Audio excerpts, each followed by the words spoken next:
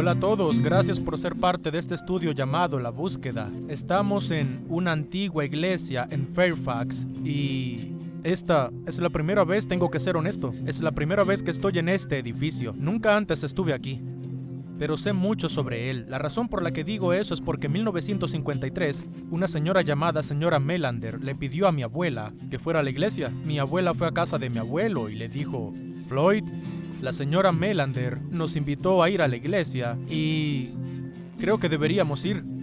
Y mi abuelo contestó diciendo, iré, pero no iré a la escuela dominical. Entonces mi abuela dijo, genial, entonces iremos. Llegaron a la iglesia bautista Jerusalén en Fairfax y entraron en esta misma sala en 1953. Y fue varias semanas después que durante la invitación mi abuela estaba de pie en uno de estos bancos con la cabeza inclinada y los ojos cerrados, y cantaban una canción. Mi abuela decidió mirar y ver si mi abuelo estaba allí. Él estaba sentado en el extremo, y cuando ella miró, él se había ido.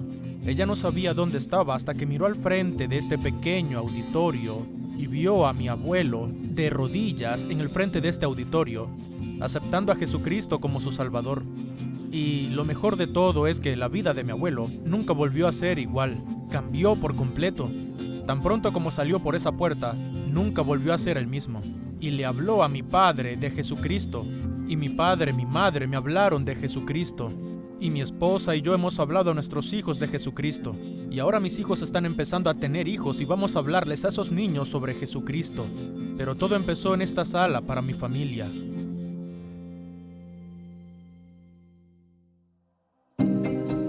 Hemos estado hablando de preguntas que hace la gente, y creo que hay una pregunta que la gente acaba haciéndose es, ¿hay vida después de la muerte? Pienso instintivamente, cada uno de nosotros sabe que hay vida después de la muerte. Cada funeral que he celebrado durante 30 años de ministerio, todos dicen lo mismo. Todos dicen, mi ser querido está en un lugar mejor. En realidad no se basan en nada, solo lo dicen. Y la razón por la que lo dicen es porque todos sabemos instintivamente que hay más que solo esta vida. Todos lo sabemos. Si existe la vida después de la muerte, tendría sentido que, de alguna manera, eso esté conectado con algún tipo de experiencia religiosa. Y si está unido a una experiencia religiosa, creo que la pregunta lógica es, ¿qué religión es la correcta? Fui a internet y empecé a buscar las religiones del mundo. Hay más de 10,000 religiones en el mundo.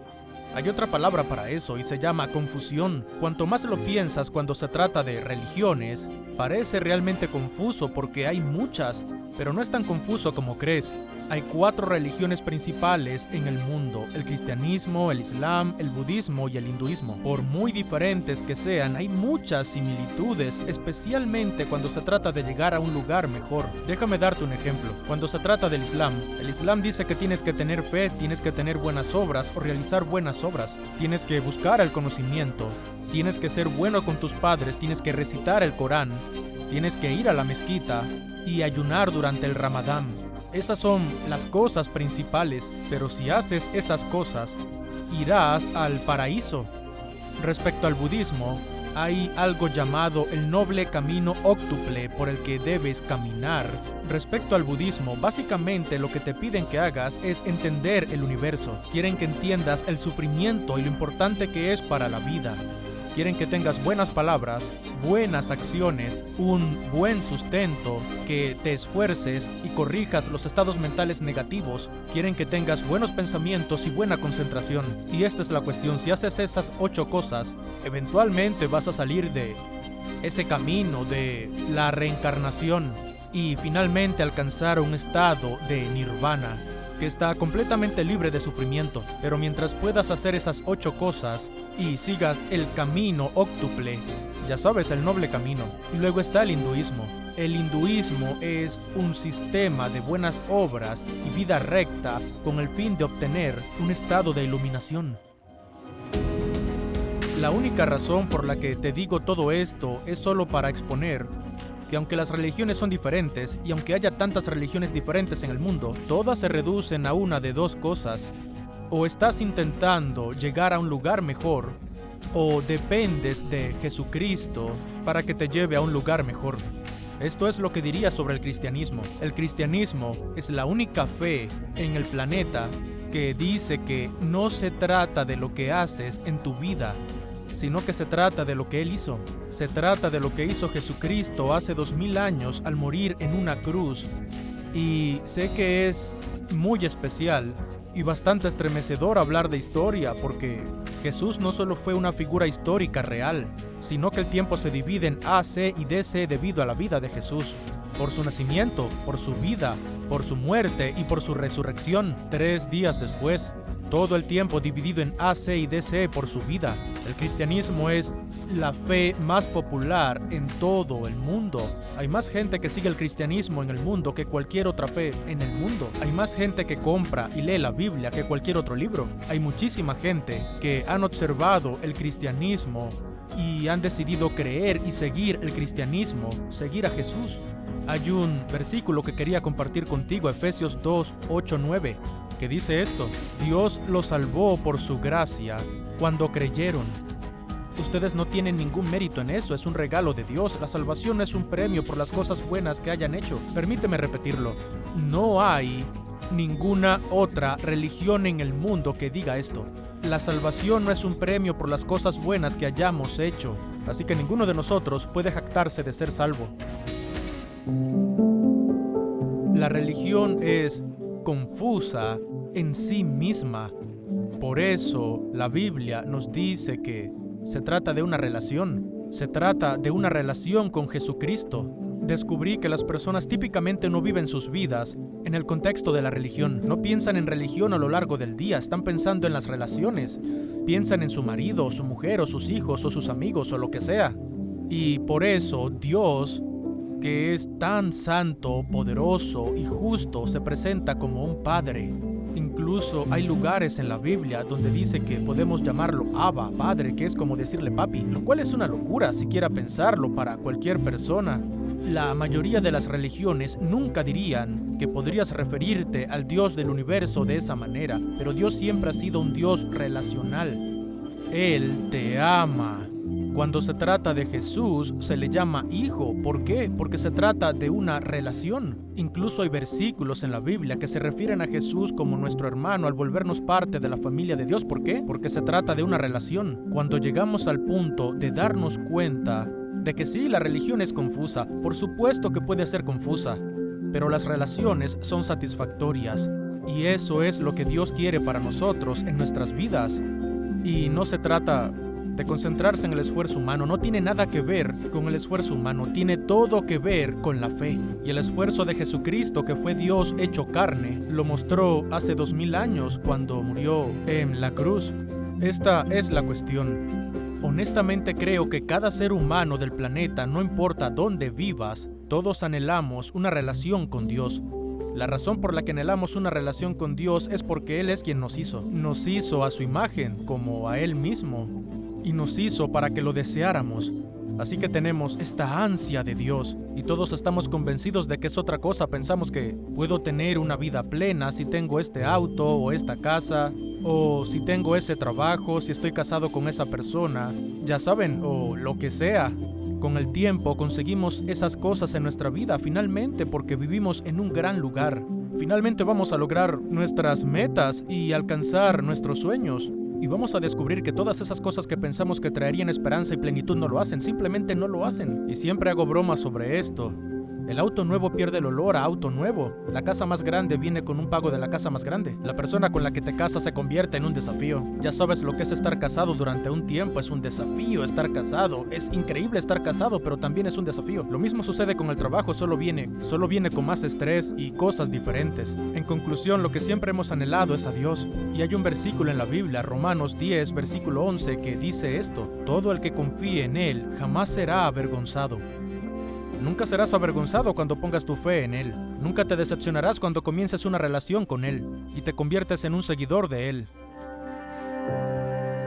El problema que todos enfrentamos es el hecho de que estamos separados de Él. Y la Biblia nos dice que nuestros pecados nos separan de Él.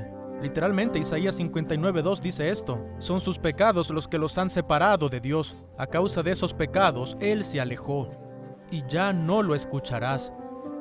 Te voy a decir, que cuando naciste no marcaste la casilla de pecador. Nadie marcó esa casilla. Quiero ser un pecador. Nadie marcó esa casilla. Pero automáticamente nacimos con una naturaleza pecaminosa. Y debido a ese pecado, el pecado ofende a Dios y a causa de esa ofensa hay una separación. Y todos saben lo que es ser ofendido. Tú sabes lo que es sentirse ofendido. Siempre cuento la historia de mi vecino de enfrente que me ofendió. Tengo que ser honesto, me ofendió por algo que pasó entre él y uno de mis hijos. Entonces, honestamente, no quería hablar con él, no quería verle. Cerca de un mes más tarde nos cruzamos en una tienda de comestibles y estaba en el mismo pasillo en el que yo necesitaba estar. ¿Y qué hice? Fui a otro pasillo y fingí que estaba mirando otra cosa hasta que se fue. Es horrible, lo sé, pero es exactamente lo que hice. ¿Por qué? Porque no quería hablar con él, no quería conectar con él, no quería amistad con él, me sentía ofendido por él. Y debido a eso se abrió una brecha entre nosotros. Eso es lo que hace el pecado con Dios. El pecado ofende a Dios y tiene sentido que le ofenda, porque Él es el Dios del universo y Él nos hizo, Él nos hace y le damos la espalda. Y básicamente decimos, bueno, voy a hacer mis cosas y vivir mi propia vida y seguir mi propia dirección. Puedo entenderlo, especialmente después de que Dios diera a su único hijo para pagar por nuestros pecados y darnos la vida eterna. Puedo ver por qué está ofendido. Y entonces, eso es lo que Dios hizo. En su increíble amor y gracia hacia nosotros, lo ofendemos y entonces Él hace el primer movimiento en nuestro mundo y en nuestra vida. ¿Y qué hace? Se convierte en un ser humano, se convierte en persona y se llama Jesús. Y no vino a esta tierra para gobernar y reinar, conquistar y vagar. Eso habría sido fácil. Vino a vencer el pecado y morir, porque Dios fue el que fijó la muerte como pena por el pecado. En el jardín del Edén, Dios tuvo una conversación con Adán y le dijo, si comes de su fruto, morirás. Morirás si me desobedeces. Y Adán comió el fruto, y Eva también. Y la Biblia dice que vino el pecado sobre Adán y Eva y sobre todos los hombres, y también la muerte. Y como resultado de ello, Dios vino a este planeta. Su nombre era Jesucristo. Murió en una cruz, fue enterrado en una tumba, y 3 días después resucitó de entre los muertos. Y me encanta porque hay otra palabra para esa historia, se llama evangelio. Si pones tu fe y confianza en lo que Jesucristo hizo por ti para quitar tu pecado, tu culpa y tu separación del único con el que anhelas una relación, más que nadie en el planeta, entonces Dios te salvará. Jesucristo te salvará. Me encanta este versículo. Primero de Juan 3:5 dice, y ustedes saben que Jesús vino para quitar nuestros pecados, y en Él no hay pecado. Entonces, ¿qué hacemos? Pues lo confesamos. Lo confesamos.